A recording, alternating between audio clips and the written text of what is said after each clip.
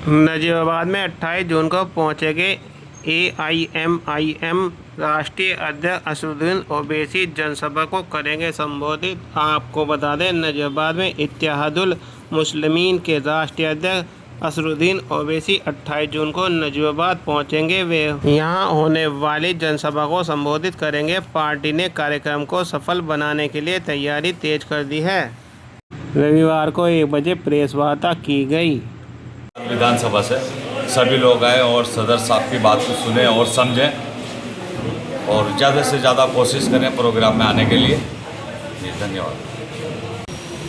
शाम 5 बजे बैरिस्टर असदुद्दीन ओवैसी साहब नजीबाबाद आज़ाद चौक पर जो अल-फलाह स्कूल है उसके पास में तशरीफ लाएंगे। एक विशाल जनसभा को संबोधित करेंगे।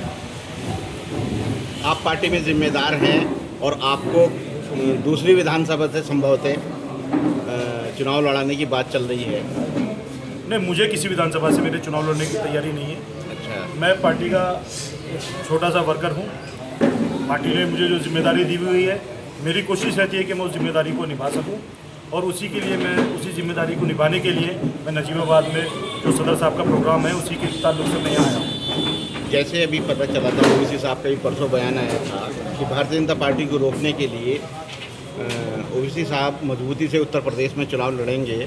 जो भाजपा को रोकने के लिए जैसे आज़ाद समाज पार्टी है, समाजवादी पार्टी है या और दीगर छोटे छोटे दल हैं, क्या उनसे गठबंधन की कोई बात है? हमारे 2022 के चुनाव में भी यही मंशा थी और हमारा क्लियर स्टैंड था कि जो लोग वाकई में आज भारतीय जनता पार्टी को रोकना चाहते हैं वो लोग एक अलायंस बनाए, हम लोगों को भी उस अलायंस में ले साथ मिल करके लड़ते हैं।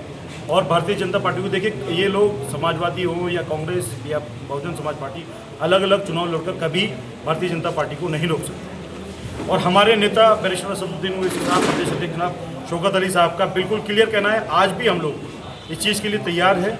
जो लोग वाकई में भारतीय जनता पार्टी को रोकना चाहते हैं, जो भी दल इस चीज़ के लिए तैयार है वो बैठे, हमें भी साथ लें, हम लोग साथ आने के लिए तैयार हैं। पार्टी के जो मुखिया होते हैं किसी भी राजनीतिक दल के हों, वो चुनाव के टाइम पे आते हैं। ओवैसी साहब का भी चुनाव डिक्लेयर नहीं हुए, ऐसे आने का क्या कारण है? क्या नजीबाबाद में विधानसभा जो प्रत्याशी हैं आपके भाई, क्या इनकी घोषणा की कोई संभावना? नहीं, अभी कोई घोषणा नहीं है। और देखिए, जहाँ सब नेता इसी में आराम फरमा रहे हैं, यही तो असली नेता की पहचान होती है कि वो इतने भीषण गर्मी में भी आवाम के बीच में आ रहे हैं। चौहान साहब, जो सभा हो रही है ये जिले के या और जिलों के लोग भी यहाँ पर आएंगे? ये नजीबाबाद विधानसभा का प्रोग्राम है और जब नजीबाबाद का प्रोग्राम है तो इसका असर थोड़ा नगीना पे या आसपास की विधानसभाओं के लोग भी रहेंगे, लेकिन ये हमारा जो मेन प्रोग्राम है वो नजीबाबाद विधानसभा का। कार्यक्रम का क्या नाम दिया आप? पैगाम इत्तेहाद हमारे कार्यक्रम का नाम है। लगभग कितने लोग आने की उम्मीद है? अब देखिए, ये तो सैलाब को रोका नहीं जा सकता, कुछ कहा नहीं जा सकता कि कितने लोग आएंगे। हमें उम्मीद है कि इंशाअल्लाह ताला के यहाँ सरों का सैलाब देखने के लिए मिलेगा। जनसभा से पहले एक आरोप आप पर लग रहा है कि जहाँ मुस्लिम विधायक है समाजवादी पार्टी के, वहीं आप ज़्यादा फोकस क्यों कर रहे हैं? भाई, हम एटा मैनपुरी जाकर तो लड़ने से रहे। अखिलेश यादव लड़ाए हैं एटा मैनपुरी से आजम खान साहब को, मुख्तार अंसारी साहब अफजाल अंसारी साहब को, मुख्तार अंसारी साहब के बेटे को लड़ाया एटा से, मैनपुरी से जो यादव बहुल्य सीट है उनसे लड़ाए। हम लोग जहाँ हमारे लोग होंगे, अपने लोगों में तो जाकर चुनाव लड़ा जाएगा। और इलेक्शन कमीशन ऑफ इंडिया के यहाँ हमारी पार्टी रजिस्टर्ड है। हमें इस बात का इलेक्शन कमीशन की तरफ से हमें आज़ादी है कि हम कहीं भी जाकर के चुनाव लड़ सकते हैं। तो अगर हम नजीबाबाद चुनाव लड़ रहे हैं तो इसमें क्या गलत है?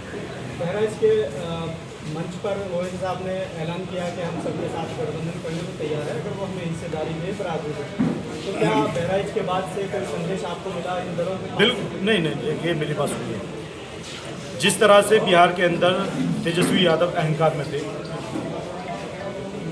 राहुल गांधी कुछ नहीं समझ रहे थे, हम लोगों का कहना है कि वो गलती अखिलेश यादव जी ना करें। अहंकार को एक साइड रखें और बात करें जिस तरह से वो पीडीए की बात करते हैं, जिस तरह से वो सत्ता परिवर्तन करने की बात करते हैं, जिस तरह से मुसलमानों की बात करते हैं, दलितों की पिछड़ों की बात करते हैं, उनको हिस्सेदारी देना सियासत में लें। साथ में हम लोग आने के लिए तैयार हैं। हम लोगों का मकसद भारतीय जनता पार्टी को रोकना है। हम लोग चाहते हैं यकीनन एक ऐसा अलायंस उत्तर प्रदेश के अंदर बने जो भारतीय जनता पार्टी को रोक सके।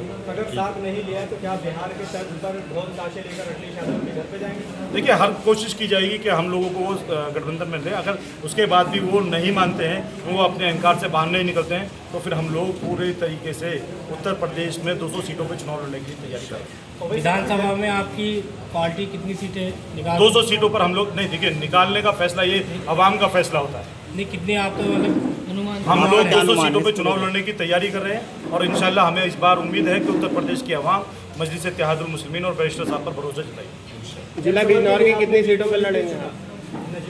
नहीं, ये शुरुआत है, अब नजीबाबाद है, अगली बार हो सकता है आपका मुजफ्फरनगर हो, सहारनपुर हो, मेरठ हो, मुरादाबाद हो। जिला बिजनौर की सारी सीटों पर लड़ेंगे आप? इंशाल्लाह सारी सीटों पर हम लोग चुनाव। जैसे हर पार्टी के मुखिया अपनी युवाओं के लिए चुनाव के दौरान कुछ घोषणाएं करते हैं, आपकी पार्टी का क्या उद्देश्य है युवाओं के लिए? ये और जो बढ़ती महंगाई, देखिए, ये चुनाव नज़दीक आने दीजिए। चुनाव का जो हमारा मैनिफेस्टो है वो सब आप लोगों के सामने होगा। अभी हम लोग सिर्फ जो हमारा कार्यक्रम है उसके लिए हम लोग यहाँ आए हैं, उसी पर हम लोगों को मेहनत करनी है। धन्यवाद। ठीक है।